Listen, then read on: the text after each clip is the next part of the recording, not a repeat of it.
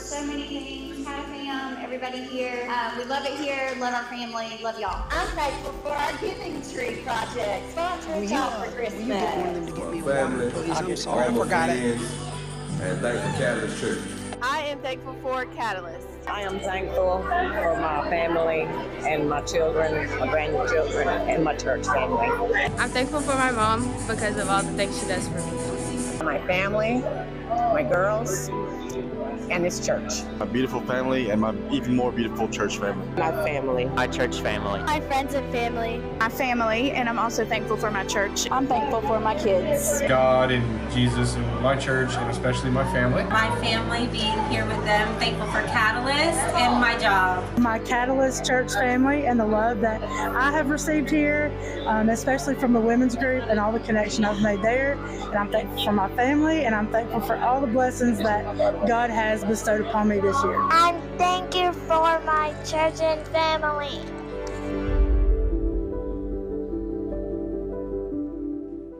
Oh, man. My people, will you stand to your feet with me?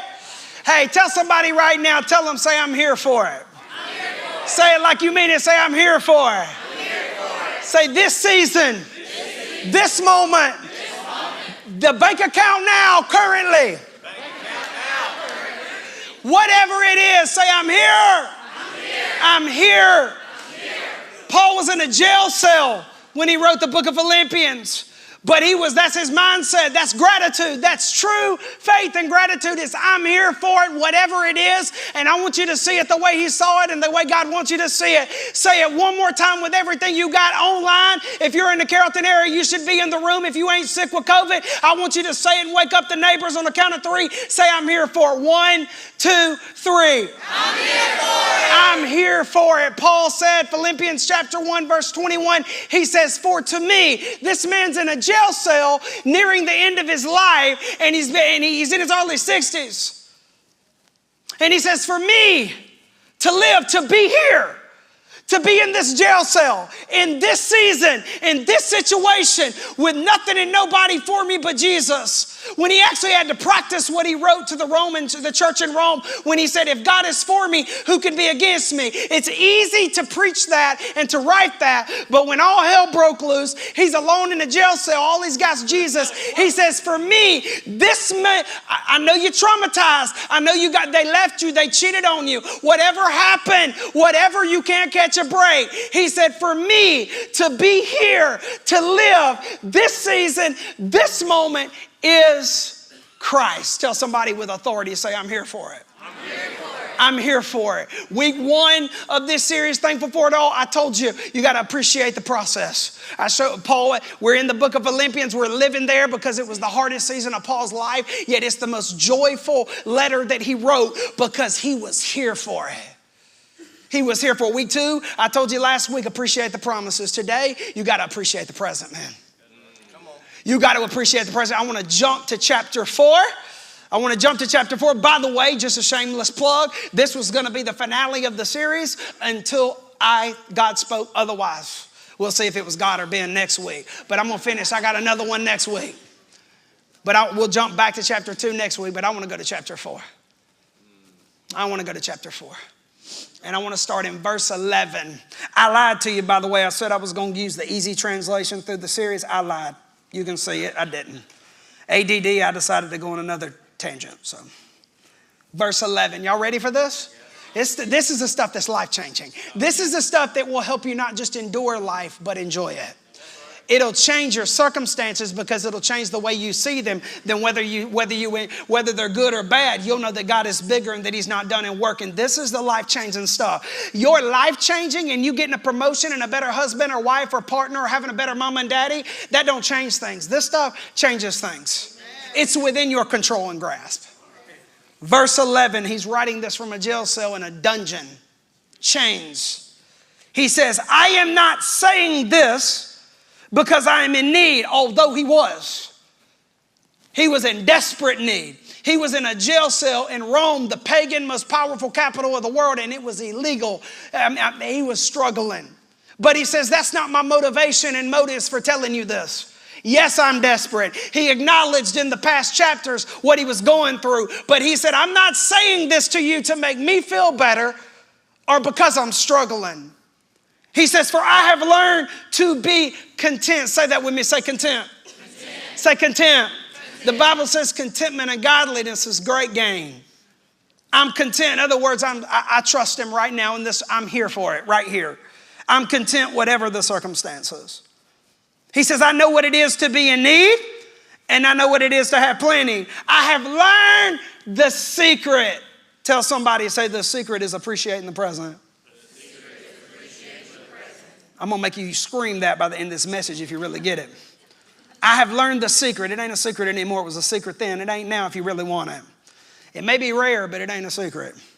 I have learned the secret of being content in any and every situation, being here for it, present, fully engaged in whatever's in front of you right now, whether well-fed or hungry, whether living in plenty or in want. He said, I have learned that I am just as content whether I'm broke, in poverty, or whether I got prosperity and all the open doors and life's peaceful and the bank account's very peaceful and plentiful, whatever it is. I've learned that whether well-fed or hungry, he said, I've learned to be content. He said, and because of that, he says, I can do all things through him who strengthens me. There's the context of one of the most overquoted verses. He says, because I'm here for it, because I'm present, because I'm fully engaged, because I am fully operating, that I am not trying to get out of this moment, this season, this level, because I trust that I'm here and I appreciate what I got, not focused on what I don't got. He says, because of that, I can do all things through Christ who strengthens me. It's not a given, it's a principle that we exercise and practice, and we see it that way, and we don't settle for anything less, no matter what your season is or isn't. Appreciate the present. He says multiple times in the book of Philippians, he says, rejoice in the Lord always, always, always. We sang the song. King David said, surely goodness and mercy will follow me all the days of my life. We know that David went through some traumatic, hella seasons, but he said all days, always. And Paul says from a jail cell, being persecuted, where people were lobbying to get him killed and for him to not advance the gospel, he said, rejoice, Philippi. They were free. He wasn't, but he was more free than them because he appreciated the present and the season he was in. And he said, rejoice always. I don't have to know your season. I don't have to know your stress or insecurities. The gospel is, if we receive the good news as our news, always. Come on, man. Now, as you're seated, because we're going to wake you up, I want you to tell 3 people, declare it to them, say, I'm here for it. I'm here for it.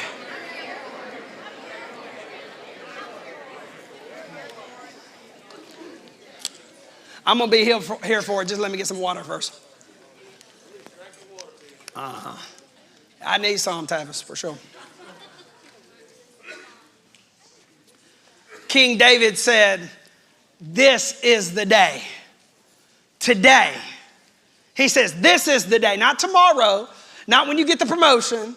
Not when your kids start acting right. Not when your marriage and home life's better. No. He said, this is the day the Lord has made. Today, this moment, this level, where you are right now, what's in front of you. King David said, this is the day the Lord has made. I will rejoice and be glad in it.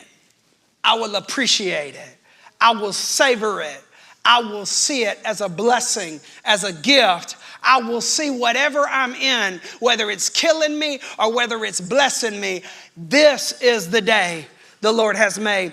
But what we live in a culture now, because there are some problems that have always been problems then and perspectives then that are magnified and worse now. Because now we're addicted to the next thing. We live in the future, not in the present. We're addicted to the next thing. You hunger for it. You thirst for it. You post about it. You want everybody to affirm it and acknowledge it in you. And if they don't, you're thirsty and starving, even if everything's lining up. And you should have some things to be grateful for. We are addicted to the next thing, the next goal, the next pay grade, Some of you, the next man or woman. Some of you have been married enough now, it ain't even dating anymore. You've been married multiple times. This is the next marriage. You want the next thing. We want the next accomplishment, the next degree, the next house, the next car. We can't even enjoy what we have because we're looking at what's next. You go on a trip and you're thinking and talking to your family about the next trip. Do you know why that is? It's because we live in a world where screens are king. And you can see all the possibilities. And so what happens is it's an addiction of its own. That's why, by the way, sociology and stats show that the average consistent church attender 10 years ago came to church about 2 or 3 times a month. The average consistent church attender now goes once a month. You can see the trends of why. It's because we got 25-year-old couples going on trips like they're 45, but they don't even have a savings account or a house yet. But they're going every other week, every other month, going on their trip because we see the entire world, all the options right in front of us. We live in the future. You live like you're 45 and 50, but you're 25 and 30, and you need to hold your horses and appreciate what's in front of you. And what we do is the more boxes you check, the more, because we're addicted to experiences because we can see it all now. We didn't even see kidnapping. We didn't see local kidnappings. Now you see them all over the place, and it scares everybody. That's why middle school kids now have more anxiety than a 1940 psych patient. That's stats. That's true. That's not Ben's opinion. We're addicted to experiences. I'm talking to myself. I go on a trip and with the family, and I'm created you. Next time we're going to do this. We're going to come here. Man, we are addicted to what's next. We want it. We're addicted to it. We want it so bad. And here's the truth. The truth of the gospel is FOMO is a thing. But the truth is, if you had all the money in the world, you still wouldn't have enough time. You could live 10 lifetimes and not check all the boxes and experiences that this world has to offer you. But what we do is we start checking boxes, and the more you check, the more you want. It's an addiction of its own. And Paul's in a jail cell teaching free people how to actually live free, and he's living freer than them from a prison. Write this down. And say it with me. Say, today is a gift. That's the secret. Paul said the secret, I've learned the secret. The secret is today is a gift. This season you're in, like it or not, it's a gift. It's a gift. It's a gift. Listen to me, y'all. The relationships and resources you have right now are a gift. The room that you're in and the rooms that you will be in today are a gift. The job that you have is a gift. You may hate it, you may see all the negativity, but I'm telling you, you are missing it and you are paying a heavy price because the job you have today is a gift. The pay level you're on today is a gift. We want the next level so bad. But today, King David said, this is the day. Today is the day. Paul said, rejoice. Look, yes, all things work together for good. That's the gospel. Preached that last week. That's last week if you missed it. It's the promise is all things work together for good. But the next level and perspective you need to see is today is good too. But you got to begin to look at it and see it. You got to begin to look at it through the lens of faith, not FOMO. Not insecurity and comparison. That's why so many of us are in debt way more than we should be because we've been trying to chase. We've been trying to keep up with the Joneses. Whatever the last name is now, I don't know, but we're still trying to do it all these years later. Yeah, is it? Thank you. I'm getting old quick, so I don't know. All these new phrases I don't even know anymore. And I can't quote Eminem anymore because he ain't cool, man. His album ain't that good. I don't care if it's awesome. I'm admitting it. Young people, Eminem has graduated from being relevant. I'll admit it. I just said that. Gosh, Jesus, Ben. It's all right. I ain't quoting Eminem, so I ain't going to get old too fast. This is the day. Gratitude. Gratitude is seeing, enjoying, being fully engaged in this season at your table. Who does show up at Thanksgiving, not fretting over who doesn't or why they didn't or they left you or cheated or quit on you, whatever it is. Being fully engaged is appreciating what you do have, who does show up for you. And it's right here. It's not thinking, it's not daydreaming and losing sleep about what's to come. It's enjoying what is. And Paul is preaching this from a jail cell, saying, Philippi, listen to me, rejoice. I've learned the secret of contentment. It's seeing the good, not just believing that God's going to make what's not good, good. It's appreciating the good that I've got right now. Tell somebody, say, today is a gift. Bradford, y'all see him, how fully engaged he is worshiping on Sunday? Yeah, it's easy to it's easier. For some of you, it ain't easy at all to raise your hands and engage and worship and praise and let it all out in this room. I'm going to tell you what's a lot harder to do is do it on Thursday when you're getting lit up with chemo. Let me tell you, I took him to chemo this Thursday. He don't know I'm saying this or he would have begged me not to, but I don't tell him for a reason. This man is getting drilled. He probably just got his bag off that he's been wearing for 2 days. This man is literally, and I didn't even realize what it does, the crazy stuff chemo does. He is sitting there drawing cramps, getting welts. I mean, all this throat clogging up, think he can't breathe. It's awful. You know what he's doing? It tore me up. I didn't cry in front of him, but it tore me up in the best way. It's inspiring. He says, he's literally, I can quote it because I'm on the spectrum, so I remember things that matter. I remember things that don't matter. I think that's the diagnosis, but either way. He says, Lord, thank you for this life-lengthening process. Thank you that you are using this stuff that is hurting me to line every cell up and to build my immunity because I've got life left to live. Thank you, Father. He literally is thanking Jesus while poison is running through his veins. He is not just praising God for the healing, he's praising God for the moment. Let me go more deeper than that. He did not do that the entire day Thursday, nor 2 weeks ago when we went. Let me tell you what else he did. He sat there and he told me 3 times. That's how we roll. Angie's like, you say things like over and over. We've heard them. Especially lectures. I'll say them until you actually do them. And I'm going to keep saying them until you do them. But that's a whole nother thing. Most of what he talked about that day was gratitude. He talked about he talked about what God's doing right now in his family. How God's blessing his kids. Oh, and he's blessing them. He's talking about how his marriage and family and how God's working and growing him and Laura. He said this 3 times and didn't realize I'd already heard it 3 times, but it was a joy to hear it again. He said he was talking about that a couple weeks ago, 3 hours at the dinner table, 2 to 3 hours, all the family, grown kids, his boys, all of them sitting there, and they just cut up and laughed about the past for like 2 or 3 hours. And he said, I can't tell you. He is getting lit up with poison, but what he's doing is appreciating the present. He didn't know I was working on my sermon over there while he's talking. And he probably wouldn't. He probably kept it to himself now, but still. Tell somebody, say, appreciate the present. Some of you are like, yeah, ain't no explanation about what I'm going through. Well, then you ain't operating in faith. You're operating in FOMO, fear, insecurity, bitterness, anger, and that'll eat you up just like that. Eat you up. It already is. Look at your life. Look at the people around you. Look at all the drama. Look at the stress. Look at how you can't manage money because you don't appreciate the money you got. You don't do anything. If you don't appreciate something, you're not going to make the most of it.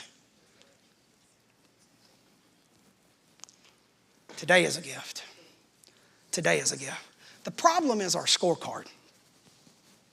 You want to know why we can't see it like Paul said it? The problem is our scorecard. Your scorecard is off. You got the wrong scorecard. What you're looking at, what I mean by scorecard is what you're looking at that determines and measures what success and satisfaction and happiness is. You're looking at the whole wrong scorecard, man. We drink the Kool-Aid of culture. We drink the Kool-Aid of church culture. We do. There's things that people think I'm controversial, what I believe and how we run things here. And I think they drinking Kool-Aid. I read the Bible black and white straight through, and I think this is actually this. See all the colors and all the diversity in this room? To me, that's as Christ-like as it gets, and I ain't even going to talk to you about it if you don't want to. I love diversity. I thrive in it. I actually get more stressed out downtown in stuffy churches. I really do. I actually do better on West Side. I do better there than in uptown places because I just don't fit. I ain't stressful. I just stress them out. Because I'm me on the stage, in the street. You make me mad. Garrett makes me mad. It comes out, and whoever's around me, I don't like that dude. I didn't tell you, I never tried to be anything else. I love diversity. But we drink the Kool-Aid. Social media, cultural trends, cultural expectations of what a man, a woman, a mother, a father, kids, young people, older people should be. We drink the Kool-Aid. And it develops our expectations and desires of what we want out of life, of what we think will make us happy, will make you a secure mother, father, husband, wife, employee, young person, athlete, academic, college student, high school student. We drink the Kool-Aid. And it defines what we chase. We live in a culture where everything's right in front of our eyes. And so what we do, it defines and develops what you're chasing and striving for, thinking it'll bring you satisfaction. But it won't. It'll leave you more thirsty than ever. Here's an example. You want the Pinterest perfect birthday party for your baby. Everybody wants a new thing. The Pinterest perfect birth announcement, wedding, proposal. Shoot, we don't went over that with proms, man. You give your girlfriend a pizza and pepperoni and says, "We go to prom with me with the pepperonis." It's like, for real? And when a girl or anybody goes for that, I'm just like, but you easy, please. Please, that's basic. You better give me some pepperonis, mushrooms. You better do it in mushrooms, one letter, onions the next, meat the next. Please, that's basic. No, we do though. We do. You want it perfect, man. You want it perfect. Everybody's trying to do the next trend. The next trend, gender reveal. What's the next way we can reveal the gender and just blow everybody's mind? You want to up everybody. The next countertop, the next car, color, but we do it. It's the next trend, the next thing. I don't care what age or season you're in, we drink the Kool-Aid and we take it and it breaks us down. It's why you fathers think if you don't make enough money for your kids not to ever have to worry about a thing or invest in anything, or I'm telling you, that is a cultural expectation. You are not any less of a man because of the money you make. What makes you a man is how much you love Jesus and how tender and how your kids grow up and your boys love God, your girls love God. They ain't looking for it in another man, another person. No. We have measured it all wrong because we drink the Kool-Aid and we love social media. And you see all the possibilities, but it's like an opioid addiction of its own. It kills you slowly, though, on the inside. And so what we do is we drink it. You take pics all the time, man. We live in a world of just massive over picture taking. Let me just tell you a secret. This is, once again, this is not Ben's opinion. This is backed by science, psychology. It's pretty simple, but just so you know, it's not my opinion. Listen to me, family. You cannot fully engage and be present in any moment that you are capturing. I'm going to say that again, mama, daddy, grandparents. Hey, I'm talking to you because when I got the grandbabies and Charlotte and Russell are so cute, there's always, my first thing, I got to video this cuteness. I got to take a picture of this cuteness. I know you want to capture the cuteness instead of enjoy your kids' cuteness. We want to do it at games and experiences because we're addicted to them. You want to capture it. You want to get a picture or video of you doing your talent, whatever it is, sports, singing, cross. I don't know what it is. We want to capture it. You cannot be present in anything that you are capturing. And I know the excuses that everybody makes. I've made them. That's why I know them. I am you. I'm human. I've said things like, I just want to capture it on Facebook where I can be able to look back on it one day. I want the kids to have pictures. Look, this is past Kodak and going to get pictures developing. We have more pictures. If you died tomorrow, your kids would never be able to see all the pictures and they'd forget most of them if they did. But what you did is you just robbed yourself of moments trying to get a picture capture worthy. We spend so much money and time and effort on pictures and videos, and you don't realize you're robbing yourself the whole time. Because there's this pressure to get the perfect post, the perfect picture. I just want you to know it's a fake, it's fraud. I've been in ministry too long. I've seen pastors that many of you think they're very successful, and they are on the outside. And they have talked to me about wanting to quit and killing themselves. I've seen marriages that post, I love you, I love the life we built. You're the best thing ever happened to me, but the next week, I'm helping them get a divorce, civilly. I've seen politicians I've seen politicians not just at the local level, at the major players that are growing above state level now, who I have had sit in my office considering suicide because everybody thinks they're perfect and it's so much effort to keep the appearance of appreciating the present. Because at the end of the day, we're just like Jesus. Jesus told the Pharisees, the religious people, he said that you work so hard on the outside of the cup, but it's the inside that matters. See, we care and we put a lot of effort and investment in the appearance of appreciating the present. But really you got something to prove when you want to get the perfect post and you want to take a perfect picture of it and you want to be able to capture it and you want to be able to give the best romantic post. I've seen it all. That's why I'm very comfortable in my own skin, because I know you as messed up as I am and I ain't got to pretend. You can pretend, but I know you because I'm human, I am you. And so what we've created is this environment where we drink the Kool-Aid and the expectations of culture and what you don't even care about. It's not even about being a good parent. It's about being a perfect one. And you don't say it, but the way you live it and all the effort you put into it. You want to be the perfect. Look, we've drank the Kool-Aid, y'all, and it is robbing you of this moment, of this day. It's made your expectations so unreasonable and impossible. You want your kids to be yes kids. Yes, sir. No, sir. Yes, ma'am. No, ma'am. To do exactly what you say when you say it. You want to be your kid's best friend. You want their friends when they get older. You got older kids. You want your friends, their friends, to like you better than everybody else in parenting, to come to you and call you. You don't just people please, you kid please. I can tell you there has been times in my family, I got a blended family. Every one of our kids had struggles with me in a season. A few of them were probably reasonable. The rest of them, I knew they'd get over it and realize I had their best interest, but I ain't pleasing you in the season because that don't help you. That enables you. It doesn't empower you.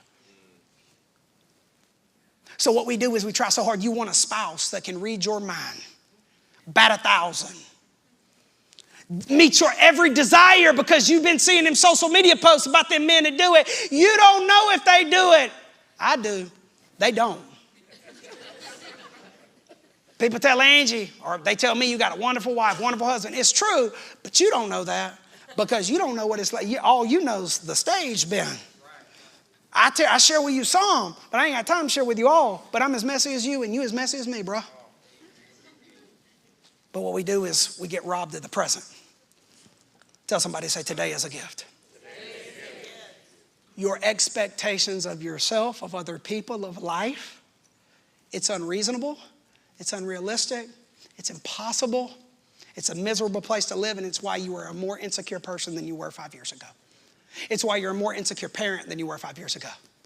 It's why you are a more insecure spouse than you were 5 years ago, an employee. It's why you don't have as much confidence in your talent and abilities as you did when you started dreaming, young person, 10 years ago, but now you're sitting in your 30s and almost 40, is because you have let everything and everybody else define what blessed is, instead of just sitting and taking it all in and appreciating what you got. It's miserable. It's tiring. I read a book years ago about the grace of God called Tired of Trying to Measure Up. Talked about how we just work so hard and then we're just done. And you may love Jesus, come to church, but you're in default mode. You're not seeking him. Today is a gift. Tell somebody, say, today is a gift. Today is a gift. You're like, what do I do with this, Ben? Because I just hit everybody. Some of you may not think I'm talking to you, but you need to open your heart because I'm talking to you, me, your mama, everybody. I just hit everybody in that first part of, or most half of my message. We'll see how it goes. You're like, what do I do with this? How can I change this? Because your heart needs to change before your expectations can change. You're not going to be less hungry until you begin to realize what you need to change your appetites.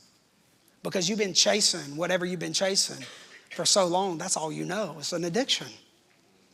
We think addicts are the only ones that are addicts. All of us have addictive personalities. We're human, man. It's just what's your thing. You may not have to snort pills, but you got something. What do I do with this, Ben? 3 words. Write it down if you're taking notes. Practice being present. Practice makes perfect. Practice being present. Being present. Yeah, I say my name like that too. I know. I do. I'm like, people, I'm like, what's your name on this order, Ben? What? Yeah, I don't say it right either. That's Southern for you.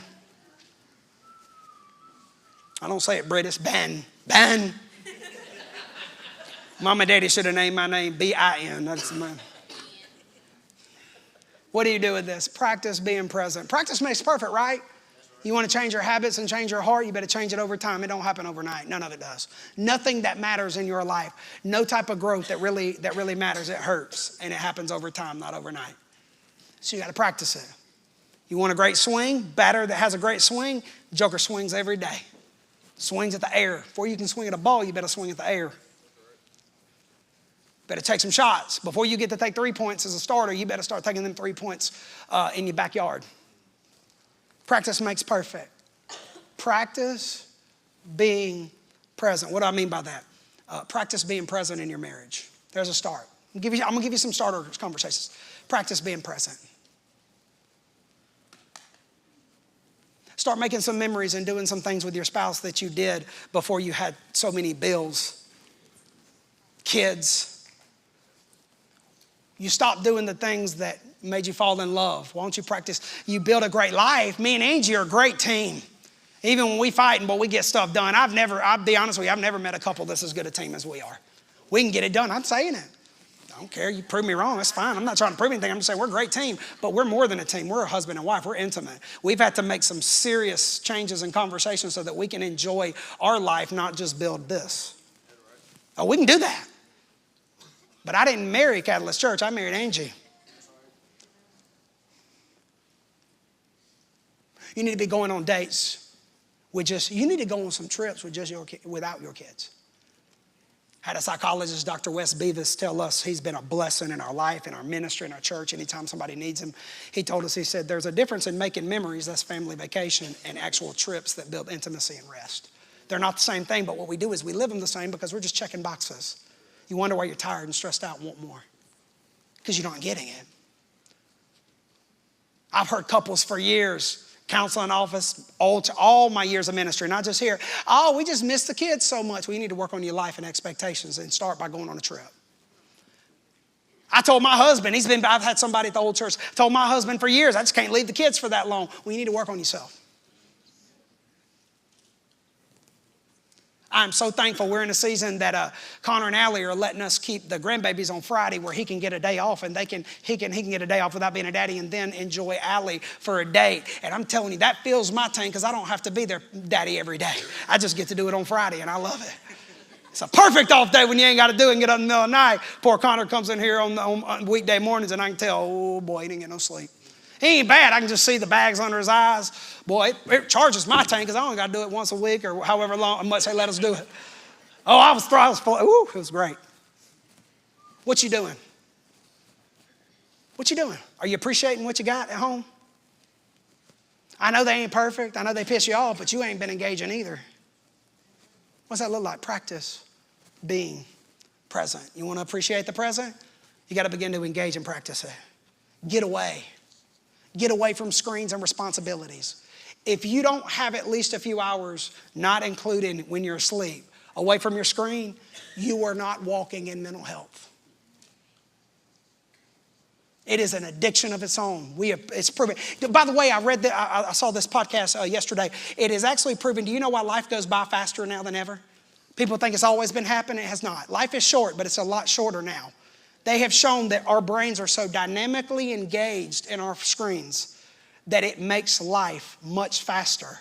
That's why it gets faster as you get older, because you're more hyper-focused and engaged on your screens. Your life is shorter than it should be, no matter how long it is, because you don't appreciate the present.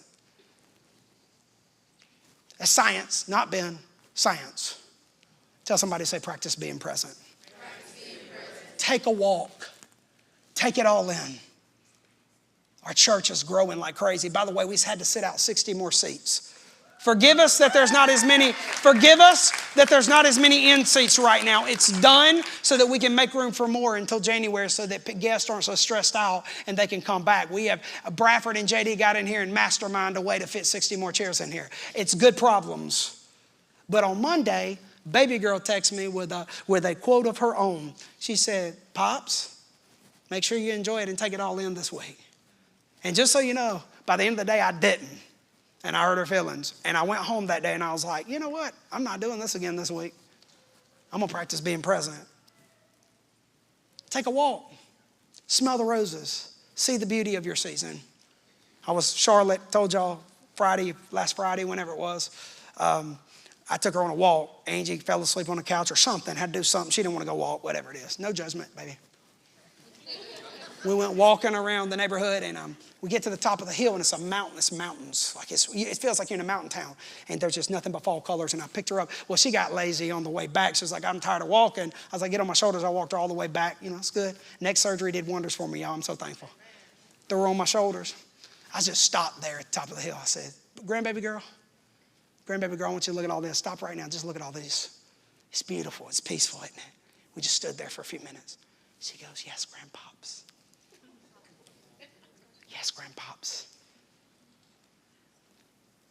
Slow down. I'm not preaching at you. I'm ADHD, spectrum, a lot more diagnoses than I can even remember. If somebody says, what you got? I can't even remember them all. You got to let me go down and look at my medical records. Slow down. Slow down. Last week, I got away from my phone. By the way, Fridays are our days off. Just reminding everybody, I did it a month or two ago, but all my staff and stuff, all these staff, not my staff, they're your staff, they're your leaders, they're my people, they're your staff. I don't own them. Sorry.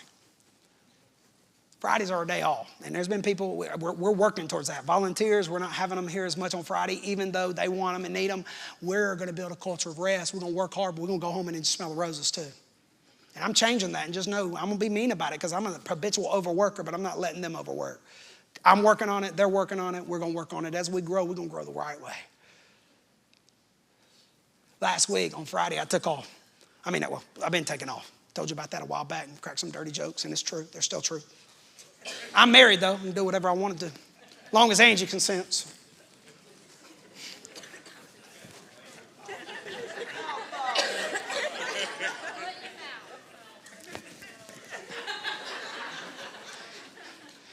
I'll make up for it, baby, I promise. Jesus. Yeah, go ahead, throw the shovel away. Last week, I take off on Friday. We had the grandbabies all day, dusk till dawn. It was awesome. Awesome. Got up early Saturday morning, me, Garrett, our baby boy, and Jacob, who lives in Atlanta, our second son, his wife. We went and saw Georgia Tech upset Miami. I wish I was in Miami because I would say, hey, but there probably ain't but a half a Miami fan in this mug right now. The swagger of the 80s is the hurricane. Oh, snap, and Danny can beat me up. I'm done. We saw Georgia Tech throw down so I get home real late. About time to eat dinner, go to bed because I got to preach the next day. Me and Angie sit down at the table. By the way, she don't like football that much. It's false advertisement. She liked it until we got married. I thought I was going to have a partner. Garrett's my partner, which is awesome. Garrett, you're locked in for life, bro. Don't care if you get married. Wife's going to have to, we're going. We sit down at the table. Angie says, baby, how was your weekend? Because this girl did what she does, what she recharges by getting away from me. She goes, how was your weekend? I said, girl, my tank is so full. I'm so recharged. I'm so excited. I said, that's what fills my tank. My family, my people. Give me one, give me all, give me three. I'll take what. It's like I tell y'all, sometimes people tell me, I ain't got, my family ain't coming to church. They sick, but I am. I say, I take what I can get because it fills my tank. This week, after I told you Sarah gave me some advice that I ended up hurting her feelings and being stupid because I should have went home and just done what she said. I go home and me and Angie get the Monday and Tuesday, we get to go home at a decent hour and we watch shows. And I just looked at her, I said, baby, this is it, man. This is my favorite part. I've learned stepping back, sometimes to enjoy and appreciate your present, you got to step back. You got to step back and begin to see it for what it is. There's a reason that the great offensive coordinators sit in the press box because they can see the whole field. They're up, they're back, 30,000 feet above it. The growth of this church that you have seen over the last 3 months has been anything but easy. It's what we want, it's what we pray for, but answered prayers are hard too. A lot of work to lead and to serve everybody, not just on a Sunday, but to make sure every family is growing as best we can. Church growth is far more than about a Sunday service. If it was only about that, we'd already have a mega church right now, because our Sundays are as dynamic as they get. You don't get a band or worship, you don't get anything. I mean, I ain't the best, but they are. This is. But I learned with the stress of it, because over the last couple of years, I've gotten up here and I'm just spinning. My mind's spinning. They've been leading so well that I've actually learned a lesson in the process of us all growing and learning how to manage this thing where I can actually be what I'm called to be here. And I've got this new thing I do. Bradford, I told you about on Thursday. I have to make physical things to remind me of what I'm doing. So what I do now is you'll see me on Sundays, you'll see me in the office, you'll see me at the restaurant sometimes, whatever. I put my hands behind my back and I take a literal step back to remind myself of what I'm about to do. I'm about to practice being present. So I take a step back and you'll see me just walk around and look at everything that's going on. And what I begin to see is how far we've come. I begin to see all the leaders that God's raising up here. That this is just not a small handful of leaders anymore. God's moving. I stepped back in my office last week and I just heard through my walls all the staff talking.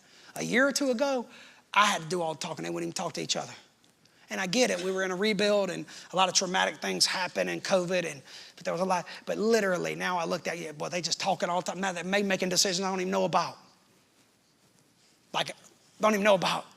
And I just step back, I see all the leadership. I can say all the things. I see the reason that the quality in this room is rising is because there's probably maybe close to 2 handfuls of strong leaders in this room that are leading. And so when I see the stress, I've learned that if I'll step back and celebrate growth and progress and not be so quick to look at the current problems and the next steps and the next things, you need to practice being present. Step back and begin to look at your marriage is better than it was 5 years ago. Your bank account is better than it used to be. It's not where you want to be, but it's better than where you used to be. You're not the same person that the people at your last job judge you for, although you're trying to prove you are, but you got to step back. I step back and look, and I see sermons from 3 years ago, and even though I feel like times I feel so tired sometimes, I'm like, I'm a better preacher than I was 3 years ago, and I'm going to be a better one 3 years from now. I promise it if I work it, because that's the promise, but I got to enjoy the present. So I've learned to step back and see what God has done, how far we have come. Practice being present. Here's the secret. Verse 8, Paul says this. And now, dear brothers and sisters, one final thing. Fix your thoughts on what is true and honorable and right and pure and lovely and admirable. Think about, look at me, Catalyst. Think about things that are excellent and worthy of praise. Paul says the secret is to look at what you do have. Quit focusing on what you don't have. Quit focusing on the levels you're not on yet. Quit focusing on who left you. Focus on who's here. Quit focusing on the people that you don't want to see in Walmart, and why not focus on the people that you would love to see? Focus on who you are now, not who you were 5 years ago, and the growth in between. Don't focus on the spouse that you had to bury. Focus on the kids that you still have and the life that y'all built that is still right here. Don't focus on the house that went in foreclosure, that now you have to sit in something that you're ashamed of. Appreciate what you got. I know that your marriage is hell and you've got no peace and no help, but you got something. And you need to begin to look, even if it takes stepping back, to look and to thank Jesus for what you do have. To rebuke it when you think or say negativity. Mama used to say, I put that on the cross. She used to say, Ben, say, I put that on the cross, and I asked for a glorious opposite. What Bradford was doing on Thursday was that. Every cramp Every time he could feel it start to just hit him. Lord, thank you, Father, for this moment. Thank you that I have the opportunity to get poison in my body, to kill the poison in my body.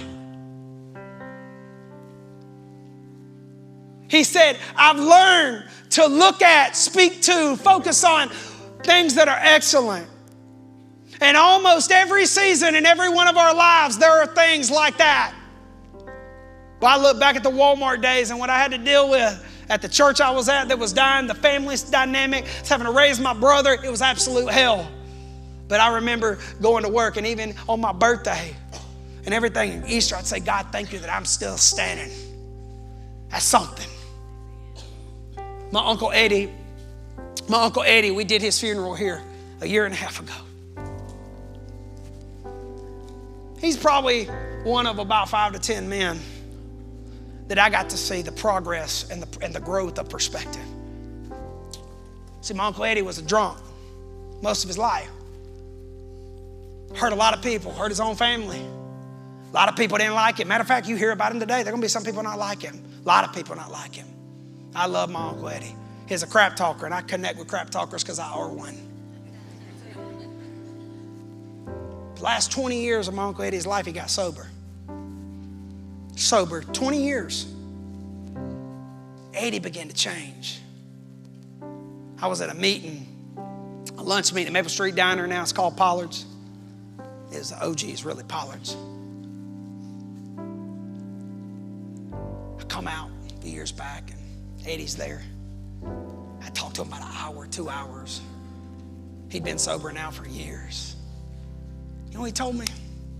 I want you to hear me because it's true for all of us if you want it to be true for you.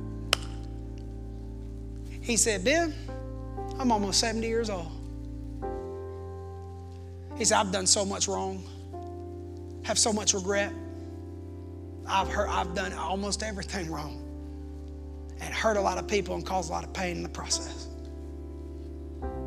But he told me, I'm spending the rest of my life focusing on the 2 things I did right. His 2 girls, his daughters. Now they have families. And he said, there's things that they ask me to do and they see it and I don't agree with them, but I ain't gonna argue with them because I'm gonna spend the rest of my life enjoying what I did right. It wasn't much, but it's something. That's exactly how he lived. Christmas before last, he was told by UAB doctors that there was nothing, no longer, they had patched up his heart for years and he was going to die soon. He knew it was going to be his last Christmas.